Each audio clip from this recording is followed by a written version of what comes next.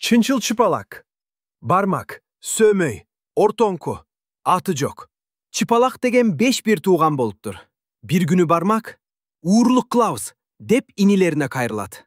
Anda sömöy, kılsak Klaus dep makul bolat. Orton karap turup, uyatın kantebиз deyt. Atı jok ortoңдун sözünü ugup эмне дээрин билбей калат.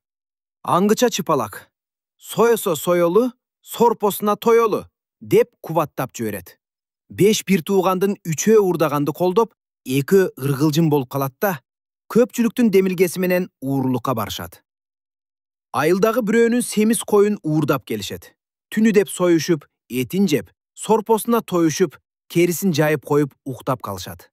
Аңгыча коюн жоготкон киши келип, 5 bir туғанды ойготуп, козумду жоготуп издеп жүрөм, көрбөдүңөрбү деп сурайт. Көргөн жокмун, дейт бармак. Көргөнүм жок деп безелет сөмөй. Кандай кой эле деп сурайт ортом.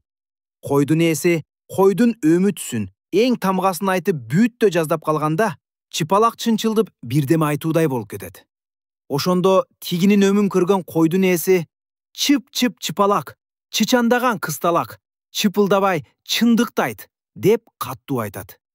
Коюнду биз сойгонбуз, сорпосуна тойгонбуз, керисин ташка жайып койгонбуз деп чыпалак чыдабай кетип айтып коет.